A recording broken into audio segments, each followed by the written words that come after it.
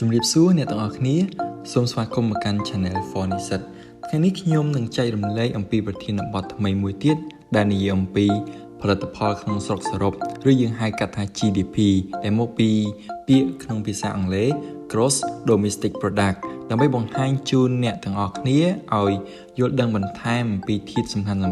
ក្នុងផ្នែកសេដ្ឋកិច្ចតោះយើងទៅពិនិត្យមើលទាំងអស់គ្នាថាតើផលិតផលក្នុងស្រុកសរុបហ្នឹងជាអ្វីសូមអ្នកទាំងអស់គ្នាជួយចុច Subscribe និងដាក់សញ្ញាកណ្ដឹងដើម្បីទទួលបានចំណេះដឹងថ្មីៗបន្ថែមទៀតសូមអរគុណបើយោងតាមសៀវភៅ Macro សេដ្ឋកិច្ចរបស់លោក Michael Pakin បោះពុម្ពក្នុងឆ្នាំ2022ក្នុងជំពូកទី4ទំព័រទី116បានប្រាប់យើងអំពីនិយមន័យផលិតផលក្នុងស្រុកសរុបអញ្ចឹងតើផលិតផលក្នុងស្រុកសរុបជាអ្វីផលិតផលក្នុងស្រុកសរុបគឺជាតម្លៃទីផ្សារនៃទំនិញនិងសេវាកម្មសម្រេចដែលផលិតក្នុងប្រទេសមួយនៅរយៈពេលមួយដែលបានកំណត់ខ្ញុំសូមបែងចែកនិយមន័យខាងលើនេះជា4ផ្នែកដើម្បីពន្យល់លម្អិតបន្ថែមទៀតទី1គឺតម្លៃទីផ្សារតម្លៃទីផ្សារមានន័យថាជាថ្លៃទំនិញឬសេវាកម្មដែលត្រូវបានដោះដូរក្នុងទីផ្សារឧទាហរណ៍ប្រសិនបើផ្លែប៉ោមមួយផ្លែថ្លៃ10សេនដូចនេះតម្លៃទីផ្សារនៃផ្លែប៉ោម50ផ្លែគឺស្មើនឹង$5ចំណុចទី2គឺទំនិញនិងសេវាកម្មសម្រេចមានន័យថាជាទំនិញឬសេវាកម្មដែលត្រូវបានទិញដោយអ្នកប្រើប្រាស់ចុងក្រោយក្នុងអំឡុងពេលកំណត់មួយឧទាហរណ៍រថយន្ត Ford ជាទំនិញសម្រេចសម្រាប់ចំណុចទី3នេះគឺផលិតក្នុងប្រទេសមួយសំដៅដល់ទំនិញ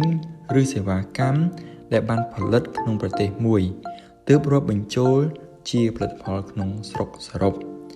ឧទាហរណ៍ក្រុមហ៊ុន Nike ជាសហគ្រាសរបស់សហរដ្ឋអាមេរិកផលិតស្បែកជើងនៅក្នុងប្រទេសវៀតណាមនោះតម្លៃទីផ្សារនៃផលិតផលក្នុងស្រុកសរុបជារបស់ប្រទេសវៀតណាមមិនមែនជារបស់ប្រទេសអាមេរិកទេអញ្ចឹងមានន័យថាតើតែផលិតផលហ្នឹងផលិតនៅក្នុងប្រទេសរបស់ខ្លួនទើបគេហៅថាជាផលិតផលក្នុងស្រុកសរុបចំណុចទី4នេះគឺជាចំណុចចុងក្រោយដែលនិយាយអំពីរយៈពេលមួយដែលបានកំណត់សំដៅដល់ផលិតផលក្នុងស្រុកសរុបត្រូវបានវាស់វែងក្នុងរយៈពេលកំណត់មួយអាចជាត្រីមាសក្នុងមួយឆ្នាំឬមួយឆ្នាំម្ដងសូមបញ្ជាក់ផងដែរសម្រាប់ផលិតផលក្នុងស្រុកសរុបជាធម្មតាគេអាចវាស់វែងក្នុងរយៈពេលមួយឆ្នាំម្ដងសម្រាប់ប្រទេសកម្ពុជាយើងផងដែរយើងមានតម្លៃផលិតផលក្នុងស្រុកសរុបប្រមាណ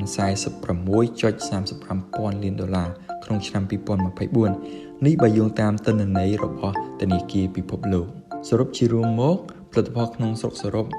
ជាតម្លៃទីផ្សារនៃទំនិញឬសេវាកម្មសម្រេចផលិតនៅក្នុងប្រទេសមួយនៅរយៈពេលមួយដែលបានកំណត់ខ្ញុំសង្ឃឹមថាវីដេអូមួយនេះជាប្រយោជន៍សម្រាប់អ្នកទាំងអស់គ្នាដើម្បីស្វែងយល់បន្ថែមអំពីផលិតផលក្នុងស្រុកសរុបដែលជាផ្នែកមួយក្នុងវិស័យសេដ្ឋកិច្ចសូមអរគុណអ្នកទាំងអស់គ្នាជួបគ្នាសម្រាប់វីដេអូក្រោយៗទៀត